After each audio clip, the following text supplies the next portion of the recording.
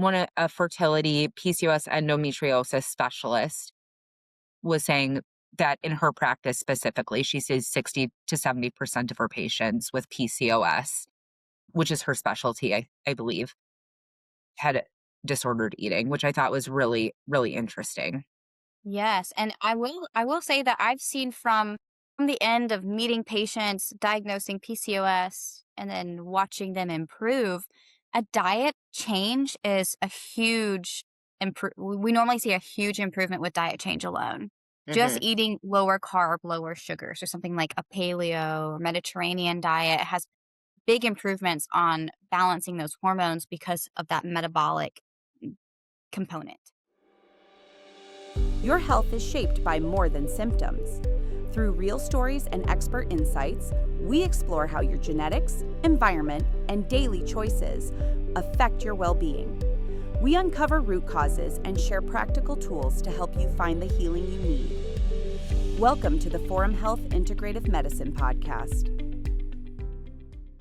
Welcome to the Forum Health Integrative Medicine Podcast. I'm your host, Amanda, and I'm a health and a life coach who's been immersed in the functional and integrative medicine field for almost 2 decades. My guest today is physician assistant Margaux Cousturian. Margaux brings a wealth of expertise in integrative and functional medicine, where she specializes in hormone therapy, autoimmunity, weight loss, and preventative health. Today, we discuss the crucial topic in women's health, PCOS, and its impact on fertility. By the end of this podcast, you will know what PCOS is, how metabolic dysfunction drives this syndrome, key markers to diagnose and treat PCOS, and actionable steps you can take today to help improve PCOS and fertility naturally. Buckle up. This is a good one. Let's get started. I am so excited to have you back on our podcast. It was so great to talk to you before. I think our last talk, we were just talking about hormones. And today we're going to be diving in more about fertility and specifically PCOS and how PCOS can affect fertility. And before we dive into how PCOS can affect fertility in women, let's back up and can you explain to me what is PCOS? PCOS stands for polycystic ovarian syndrome. So the classic finding back in the day was women that had what looked like a string of pearls of cysts on their ovaries. Hmm. And now we realize that you don't have to have that technical image to have PCOS brewing. There are other factors we can test, but that's where it got its name. Really, it's a hormone issue. It's a hormone issue that's triggered from a metabolism issue. So, what we really need to be focusing on is metabolic health. Got it. So PCOS was trademarked polycystic ovarian syndrome because of cysts, but really cysts are almost like a mislabeling of it because there's other ways to diagnose and cysts don't equal having a cyst isn't something that says, hey, I have PCOS. You don't have to have a cyst in order to be diagnosed with PCOS. So True. what kind of symptoms or how would you be like if I were sitting here wondering, do I have PCOS? What would I look out for to say I should go and talk to somebody about this? So, there's the classic PCOS presentation, which is where we typically have gained weight and are struggling to lose weight. We have irregular cycles. They might be painful. Typically, that group of females is going to have some type of hair growth where they don't want it. So think upper lip, chin, possibly the area between the belly button and the pubic bone.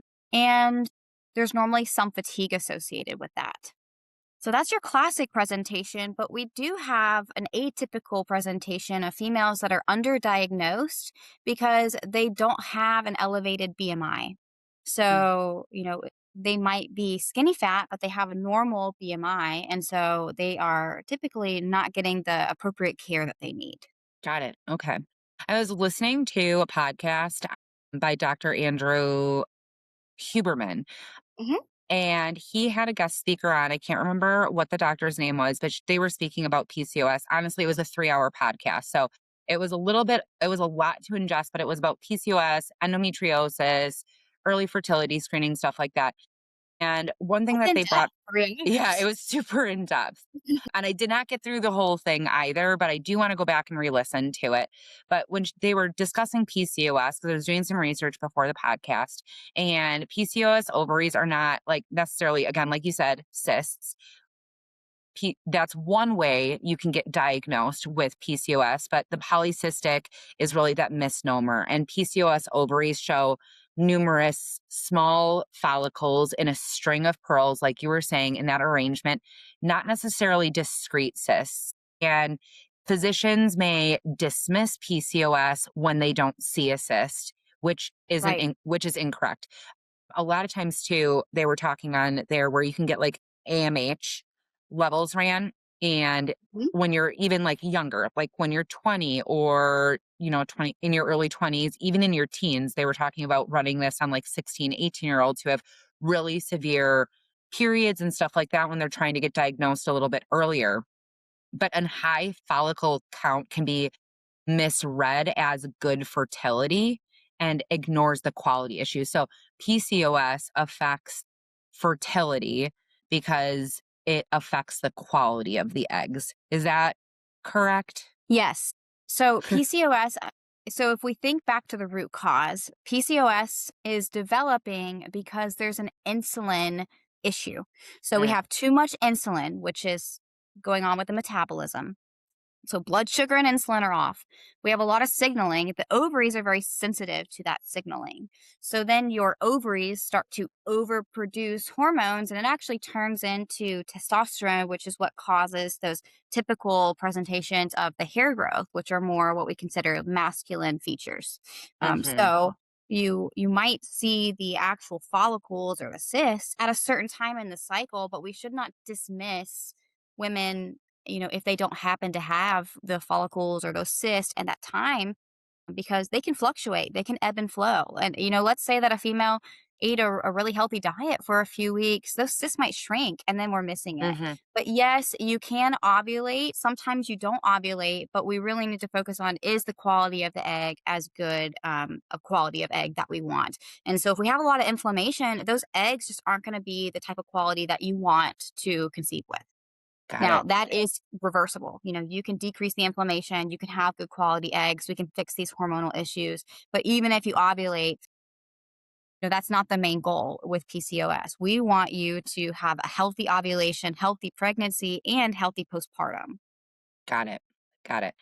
Um, just circling back one more time to symptoms and diagnosis of PCOS, because right now PCOS is goes oftentimes very undiagnosed. So right now, 10 to 15% of women have are diagnosed with PCOS. That being said, the shocking part is that up to 70% of women with PCOS are undiagnosed.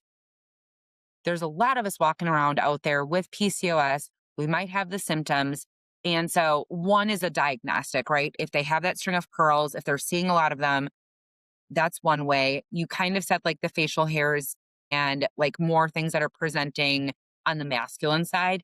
Mhm. And I remember the word androgen in the podcast. And so Yeah. if what is that? So if somebody has that higher androgen, they might get some of those masculine features. Other things might be like acne, hormonal Yeah. acne, and things like that. That can be something that points in the direction of, hey, you should go talk to somebody who might have PCOS. So there's the ultrasound that they can do to look. Right. There's Right. the masculine androgen acne, maybe hormonal acne, anxiety, depression, mood instabilities, struggling, you said, with losing weight. A lot of Yeah. times with PCOS, 75% of women who have PCOS will gain weight, 25% go the lean direction, but the majority of people are gaining weight. The other interesting fact that I had heard is in her practice, she observes higher rates of disordered eating. About 60 to 70% of PCOS patients might have some disordered eating. Wow, that is very interesting.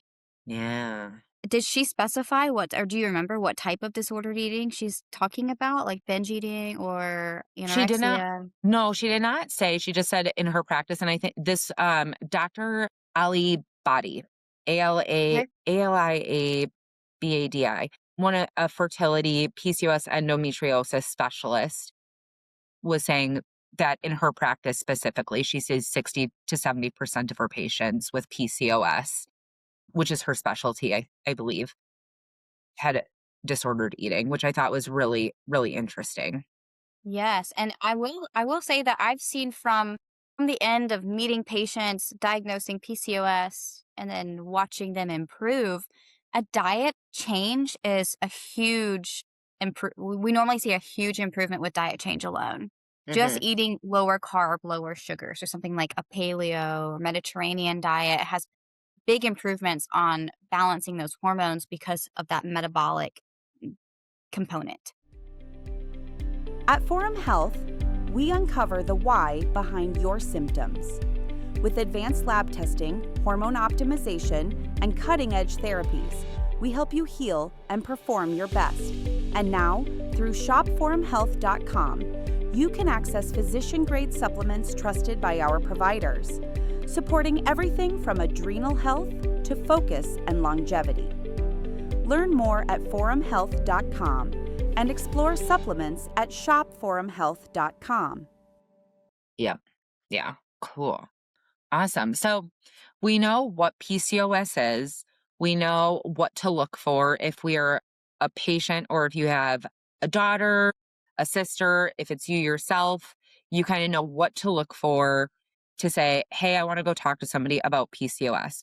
We also know now how PCOS is affecting fertility. It's lowering the quality of eggs.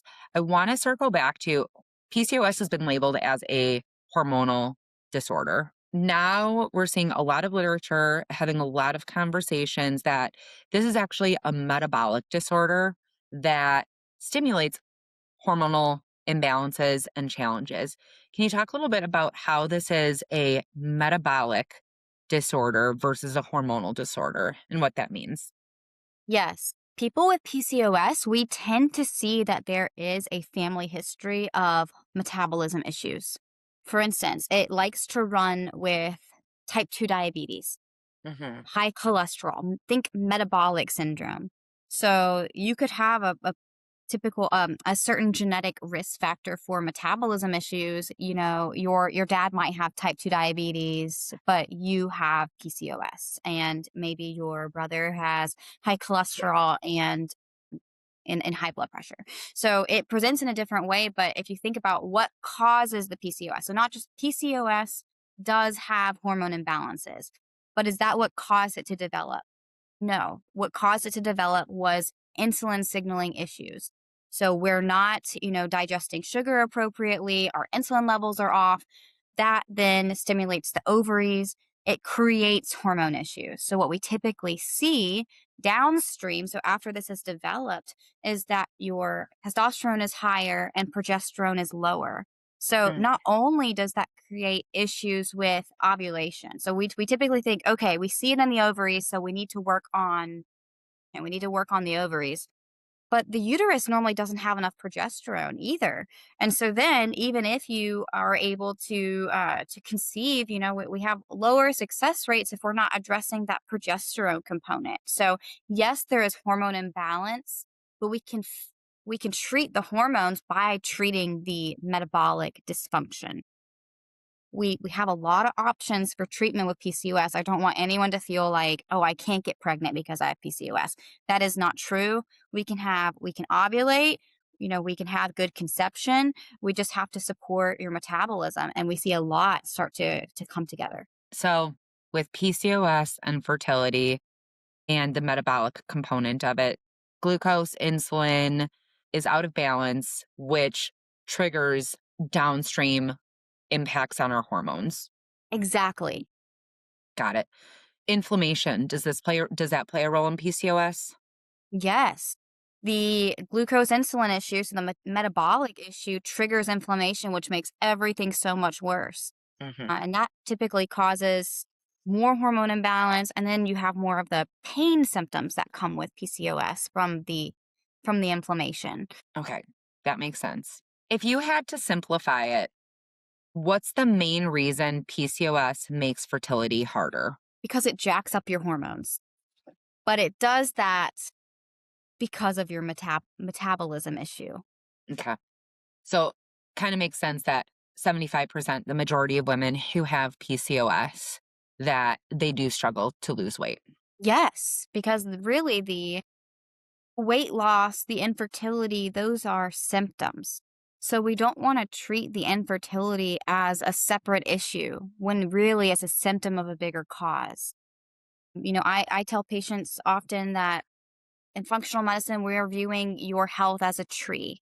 And if we are looking at just treating, let's say, infertility or weight loss, and we're not treating the root cause, that's like spraying the leaves, trying to get, a disease out of the roots.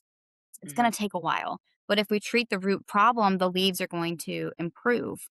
So we need to fix the metabolism and the hormones start to come into place. And if now, as we age, we have other hormone issues, and we can, of course, support those, but we see much better hormone production when the metabolism is working appropriately because your metabolism is controlled by hormones as well. I mean, everything in your body is hormone driven.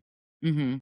We're learning so much more these days about how our metabolism and some of these, like PCOS and other syndromes, are actual metabolic disorders versus like the hormones and an immune issue or this, that, and the other. When somebody comes in to see you and they're coming because they think they have PCOS, or they're coming to you because they have some unexplained fertility issues. They're unable to get pregnant, or they want to explore if they have PCOS. Walk me through what you would do with a new patient and how you would address or confirm PCOS. Sure. So if you're a new patient, the first thing I want to do is we sit down together and we go through your full medical history to figure out what are the triggers that could have led to this issue. Sometimes there's one big trigger. For instance, I have a family history of metabolism issues. I started having these symptoms at 16. It's clear, but sometimes there's a combination of things going on, gut, hormones, etc. So we gather a full history. If we're dealing with, let's say, just PCOS, I want to check basically metabolism and hormone labs. I like to say test, don't guess. I don't want to just throw you on medications to see what works. I want to be able to tell you, based on these lab findings, this is most likely what's going on, and this is how we can get to the root of it. And we review those labs. We get those labs, we review them, and then we talk about treatment plans. And that's very customized to each patient. I will say that our bread and butter is making sure that the lifestyle is where we need it to be. So, Hmm. supporting patients with, even before your labs come back, supporting patients with health coaching for sleep, for stress management, for making sure that you're getting in a balanced diet. I mean, these are kind of the pillars of health. And then we add on supplements or medications to get where we want to be. And our ultimate goal is not only to balance the hormones, but to fix the underlying metabolic issue so that we don't have to just keep you on hormones for life. I love that. You said something interesting, like, hey, these symptoms started at 16. Why didn't it get diagnosed at 16? If so, I think back to myself, like I had horrible periods growing up. I'm good now. I've got a lot of stuff going for me now. But I was not, and a lot of my friends went through this too, and I know a lot of other women have too, and I would have to miss school because I had such bad like, it affected my mood. I couldn't go to school sometimes, and I didn't get diagnosed. And it's not that I want a diagnosis but I wasn't taken seriously. It was like, oh, you're just having a bad period. But it happened every single time. I had super irregular periods where I would have it one month, I wouldn't have it another month. Sometimes I would have it for 5 days. Sometimes I would have it for 10 days. And yet Ooh. I didn't seem to get any support when I would go to the OB with my mom. I wasn't of legal age. So why didn't I get why doesn't somebody get diagnosed at 16? Is that common that you see women coming to you saying like, "Hey, I had these symptoms in my teens," and they're getting diagnosed in their 20s and 30s? So, one component of that is that women's health research is just behind the times in comparison to men's health research. Mhm. So, when we're looking at specific complaints for women, because the research isn't there, we sometimes struggle with underdiagnosing. Another Mhm. component is that it can take women several years to have clear clear findings. So for the first few years of having a cycle, it's very common for them to start out in an irregular fashion. Mm. So for those first teen years, it's common not to test because so many women have issues, right? Mhm. It's so common that it becomes normal. Is it normal? I'm not sure. I think that we really need to do some more research and we should, investigate more of the beginning of hormone changes. But because it's so common, I think that it's kind of brushed off because it's so easy just to throw someone on birth control. And our society's developed that if the symptoms go away, we feel good and we don't look further. So we have that band-aid approach of, okay, well, we'll put you on oral contraceptive, an OCP, and your symptoms will resolve. You won't have very painful periods, but that doesn't fix the root of it. It's a band-aid. A lot of women are on birth control when they start at that period in their life. They're on it until like, "Oh, I want to get pregnant. Now I'm going to come off of it." So years and years, sometimes decades on birth control. If you do have PCOS and you have this band-aid on, is the quality of your eggs and your ovulation still being affected? Or what's happening to the quality of your eggs while you're on this bad band-aid approach? So I personally haven't read any data about the quality of the eggs on birth control. Mhm. But what I do know is that if you have the Band-Aid on, you're not fixing the root of the issue. So that Mhm. most likely is going to be years of inflammation around the ovaries. Yeah. And the longer we have inflammation in a certain area, it can take longer for that inflammation to come down. And an ideal pregnancy would be no inflammation around the uterus or the ovaries so that even after you ovulate, that little fertilized egg is able to find a comfortable home in a Mhm. non-inflamed area, right?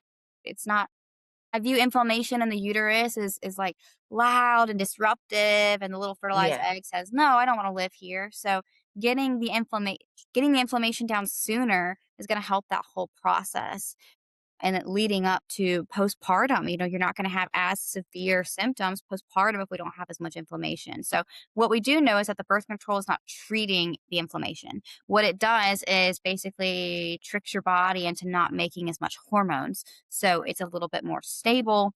And so, you don't have as severe symptoms from the PCOS, but it's never treating the PCOS. It's still there, it's still waiting. And the second you come off the birth control, then those symptoms are going to come back. So then later in life, if we say, all right, I'm ready to conceive, let's do this, take me off the birth control, then we're going to have pretty severe symptoms again and inflammation, which is more challenging.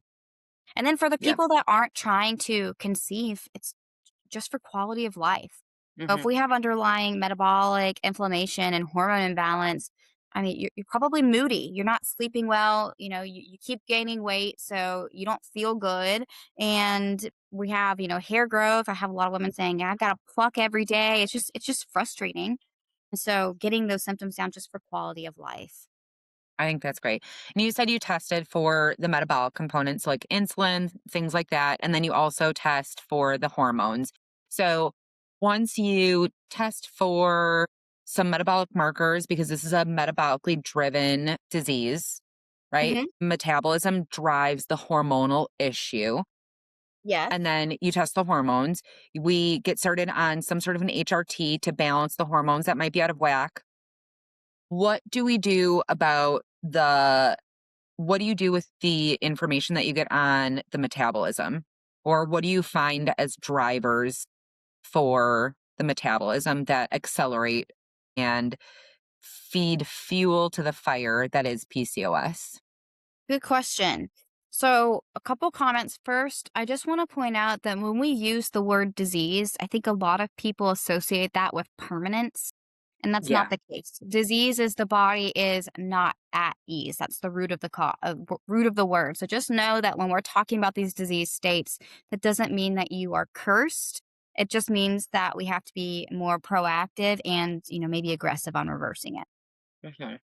Then when we think about these underlying labs and what we can do to support them, what I'm testing, I'm checking your average blood sugar, I'm checking your fasting insulin, your fasting glucose.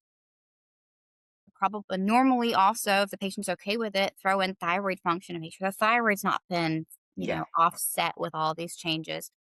And then as far as the metabolism component, we are meeting people where they're at with their diet, figuring out what they're doing. Is there anything we can shift to bring down the fasting insulin?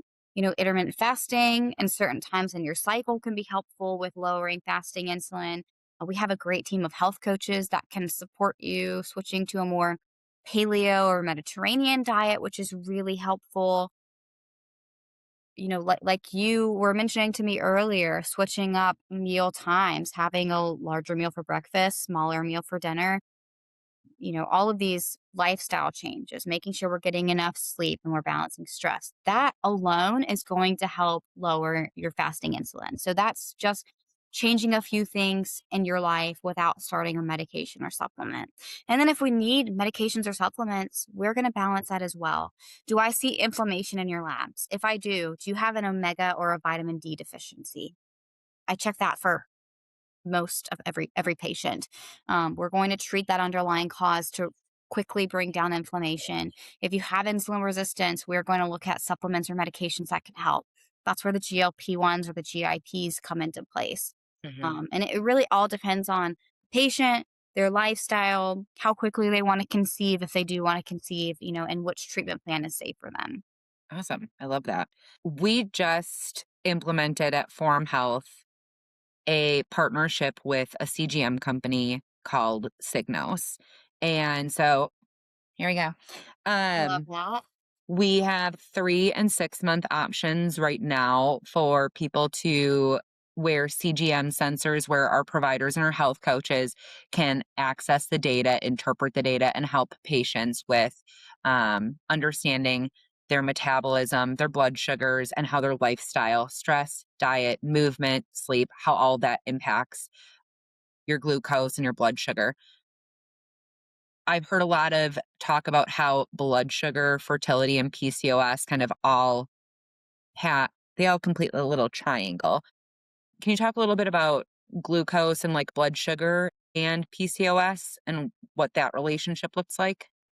Yes. So when you've probably heard me say insulin a lot. Insulin is a hormone that's released in response to glucose. So if we have an insulin issue, normally that means your blood sugar has been swinging high and low. If we are able to stabilize your blood sugar, that helps to stabilize your insulin. If we're able to stabilize your insulin, we have better female hormone production. So we're going to have a better balance of progesterone and estrogen and testosterone. So glucose leads to insulin, leads to female hormone changes. So if you have real time data about what your blood sugar is doing, that is so powerful. I have never had a patient regret wearing a CGM, and I'm so excited to launch your CGM. Right now, I've had patients either use a Freestyle Libre or a Stello, and then I don't get the data in real time. And I can't tell you the amount of times patients have been shocked at what triggered their blood sugar. It's not always a meal. I had a patient who was stressed for a work meeting and their blood sugar shot up. Hmm. I've had patients who had blood sugar changes from stressors. So we're not always talking about sugar. So if you know that about yourself, then we can start implementing some lifestyle changes to help you cope with those stressors, or potentially supplements or medications if we know the root issue. I feel like in functional medicine, we're always just diving down for the root issue. And sometimes even if we think it's blood sugar, really it's stress. So the Hmm. CGM gives you more data about that in real time. I totally agree. The CGM too, they just released a new feature on our app for Signos. One, it has cycle tracking now. So I'm able to kind of make the connection between my cycle and my blood sugar. And they also have now medication tracking in there for GLP-1. So you can track and so you can also make a connection between your glucose and if you are on a GLP-1. Anyway, but That's we so will have, cool. it is, yes. We're going to have a whole like podcast series on glucose and CGMs and how that can help different types of symptoms, diagnoses, all those kind of things. I really think if you want to learn more about your body and how you respond to situations and foods, wear a CGM for 2 weeks. I mean, it gives you incredible data. Mhm. I found out that black coffee actually spiked my glucose because of my cortisol, Mhm. and I would have never known that if I did not wear a CGM. Yes. I like wearing them for like 1 to 3 months. I think it gives you a really good baseline, especially with the signals that we have. It has AI incorporated into it, so it actually learns you as a person and what you're eating and how different foods spike your glucose and your insulin, even how different behaviors that you do. So if you're overtraining, under fueling, it'll be able to start like grabbing all of that too. So I like a month to 3 months because I think 2 weeks, like if you go on vacation, if you don't have a normal week or something like that, especially if you're a woman also, because you have a full 28-day cycle that So true. if you want to get your a full picture, and then sometimes 1 month you're more stressed than another month. So especially for women, I think a 3 month trial is a really good like starter to get to know everything in your body. But Yes. CGMs can really, really help understand what's going on. And I think that for PCOS patients, I think CGMs could be really helpful to understand. And when you're able to modify your lifestyle to reduce the insulin, like roller coaster, if you will, the glucose insulin roller coaster, once you have Yes. stable, because when you have these spikes and dips in your glucose and your blood glucose, that also sends the signal of cortisol. So your Right. stress hormone, right? So it has this impact on the hormones downstream. It also has an impact on your stress hormones. That's why we see the cortisol belly and all of those things. So, to wrap up our episode, I really wanted to leave women with some actionable items that they can do if they have PCOS or they believe they have PCOS. I think some of the stuff that we're going to go over is just overall good for you to do in Yeah. general. If someone with PCOS wants to improve their fertility naturally, what is one thing that women can do from a lifestyle perspective today that can help improve their PCOS and their fertility naturally? I honestly think that one change that can be made is stepping away from the standard American diet. That Mm, has got to be one of the biggest changes that I've seen with patients is swapping the diet. So can we eat more of a Mediterranean or paleo diet with less processed carbs, more lean meats and vegetables? And we typically see a really big balance in hormones within, a couple cycles from that change. very cool. I would say too, from a diet perspective, that meal timing matters more than most people think for women with PCOS. So, our Signos partners just sent out some data that eating a larger breakfast and a smaller dinner led to a 56% drop in insulin resistance in one study of lean women with PCOS. This was compared to zero improvement in women who did the opposite. So, one thing That's that women huge. can do, yes, get away from the SAD diet, the standard American diet. It does nothing for us. Let's be real. It's there, you can have it, just don't make it your primary source. Like it is there Yeah. as a treat, right? This isn't about restriction. This is about reality and it's there. We're going to be exposed to it. We're going to have access to it. Just don't make it Yes. 100% of your diet. Aim for 30 grams of protein per meal. Prioritize fiber from non starchy vegetables and don't skip meals. If you have PCOS, do not skip meals. Undereating raises cortisol and worsens blood sugar instability, especially in women with PCOS. Which is why it would be so helpful to have that CGM to see what's going on with your blood sugar. Hmm. I think if we really had to boil that down, like the simple rules I tell patients that would help anyone, PCOS or not PCOS. When you look at the plate, can half of it be some type of vegetable that grew out of the ground, not a root, not a potato, something that Hmm. has like carrots, kale, zucchini, something like that. Hmm. So if we're prioritizing our polyphenols, we're dropping inflammation. Can you strive for not perfection? I want you to be a B minus student. I don't need you to be an A plus student because that leads to burnout. I don't Mhm. need you to be perfect. I want you to enjoy your life. I don't want you to be miserable because you never ever had a piece of sugar, for the entirety of your being. That Right. is about balance. We It want to is. enjoy our lives. And then, what you said, protein is so important, and women really are skipping too many meals. Yeah, and I love that you said, like, you don't have to have an A plus in this area, but like a B minus, because the other thing that our signals team sent out was what stress hits differently when you have PCOS. Enjoy your moments and don't overstress. Women with PCOS show exaggerated responses to stress. And so high insulin triggers more cortisol, and elevated cortisol signals your liver to release more glucose, which only worsens the insulin resistance further. So for PCOS, stress management isn't really just advice, it's something that I would consider metabolic medicine. So this is Ooh, your good way to prescription. put that. Yeah. Thank you. So if you have PCOS, this is your prescription to slow down, de-stress, and go to a yoga class or go outside and do something that relieves stress for you, because women with PCOS, you have an exaggerated response to stress. So it's not just soft advice, it's your metabolic medicine prescription. Yes, we are writing a prescription for stress relief. Yes. Actually, 12 weeks of yoga reduced fasting insulin by 23% and insulin resistance by 28% in women with PCOS. That is amazing. I think we have this prevalence in society that we have to work hard to achieve something. We have to grit, and sometimes you have to relax. Mm-mm. Hmm.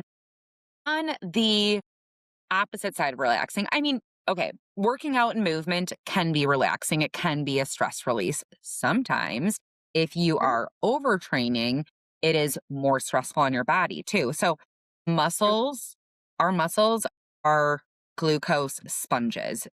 And so, in the case for movement, women with PCOS, for every 10% increase in muscle mass, it is associated with an 11% reduction in insulin resistance. Insulin is going to drive the hormonal issues that cause PCOS, and it's going to cause that inflammation, right?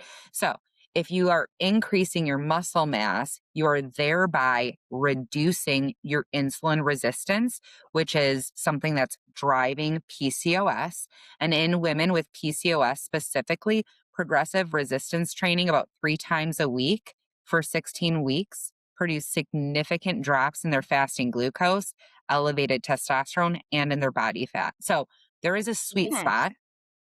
You still wanna get that aerobic exercise, it's so good for your heart health, all of that stuff, so you wanna get 120 minutes of that aerobic exercise per week, not all at once, and then a few sessions of resistance training. You wanna maintain your muscle, you wanna build muscle, because that's gonna help your insulin resistance, and more doesn't mean better, because chronic high intensity training without adequate fuel is going to keep your cortisol elevated and make things worse. So there's, again, that sweet spot. It's not about that pendulum swing of too much. You want to find that balance in your diet, in your movement, in your stress. And that can be really helpful if you have PCOS as well. Yes. I mean, really, everything is about balance. Hmm. If you are overtraining, you typically do have increased stress response, and then we might not see the benefits we want. And those muscles need to recover. Yeah. The great thing about building muscle is that's not only going to help with PCOS. I mean, that's going to help prevent osteoporosis and osteopenia or bone thinning. Mm, That's just going to help your overall quality of life. So that's yeah. all great It's a news and good great rule advice. of thumb for everybody, specifically Yes. though for women with PCOS. The other one too that I thought was a really good takeaway for women. So all of these things are free, right? You These aren't things that you need a prescription for. These are things that you can do at home today to help start reducing your symptoms of PCOS and start changing the story for yourself. The last one that I wanted to mention, again, this is for free, the sleep connection that most people miss. Women with PCOS have a higher risk for sleep disturbances. So, even one night of poor sleep can impair glucose control the next day. And for somebody with PCOS, that impact is compounded. So, one underrated fix is to look at your sleep hygiene. You want to be getting good sleep. Another great reason for the glucose monitor is it will take your information all day, all night. So it'll see if you've got glucose spikes throughout the evening. I know I had dips in my evening. Around 2 o'clock in the morning, I tank. I don't actually tank anymore, but like when I would wake up at like 3 o'clock in the morning consistently, and I wouldn't be Wow. able to go back to sleep. Started wearing a CGM, lo and behold. So now I know I can't eat super late. That's still going to spike me in the middle of the night, but I have like a protein and high fiber like shake around like 7 or 8 o'clock at night that will stabilize my blood sugar throughout the night. And now I have energy the next morning and all those things. But Amazing. you want to be getting your sleep. Look at your height, your sleep hygiene. Even ambient light from a TV or a phone screen has been linked to impaired glucose metabolism the next morning. So, Mm. blackout curtains, an eye mask, turn off the TV, get some like, don't look at your phone after like whatever time at night. Like, have some rules and boundaries. Get your sleep hygiene in check. Good sleep does the world good Yes, I and the would, to body. any patient who's interested more in sleep hygiene, just look up the 5 4 3 2 1 rule and try to follow that. What's the That's five, easy four, to three, two, remember. one? It's like 5 hours before bed, you do X, 4 hours before Oh, bed, and then it's once you get in the swing of it, it's easier to have a good sleep. And then if that doesn't work, you might have some severe hormone imbalance or stress issues, and have your labs checked, because hmm. progesterone not only helps with fertility, but it helps you sleep through the night and it helps balance your mood. So if you still can't sleep well, it might be that the PCOS causes progesterone deficiency, and we might need to balance that. I thank you so much for joining us today, Margot. I know so much more about PCOS. I think our listeners are taking away some really good take homes today. If someone is listening and suspects that they have PCOS or is struggling with fertility, what's the first step that you think that they should take? The first step is to implement the lifestyle changes that we suggested, and then to book your appointment to check your own labs. Yeah, I agree. I agree. You can find providers like Margot at forumhealth.com. Find a provider. We're all over the place. So schedule your appointment today. And Margot, thank you so much again for joining us today. It was so great to have you on the podcast, and I look forward to our next discussion. Thanks, Guys, Amanda. I had fun. you're welcome. Guys, stay tuned for our next episode. And if you liked this, if you thought it was helpful, if you know somebody with PCOS, or if you have a woman in your life, send this, like this, share this. That's how we grow, and that's how this information gets to the people. So keep liking, keep sharing, keep listening, and stay tuned for next week's episode. Thank you so much. Bye, everybody. Thank you for joining us on the Forum Health Integrative Medicine podcast. Each episode, we help you understand your health from every angle and inspire your lifelong wellness journey. Follow the show, share it with someone who needs hope, leave a review, and take the next step toward feeling your best at forumhealth.com.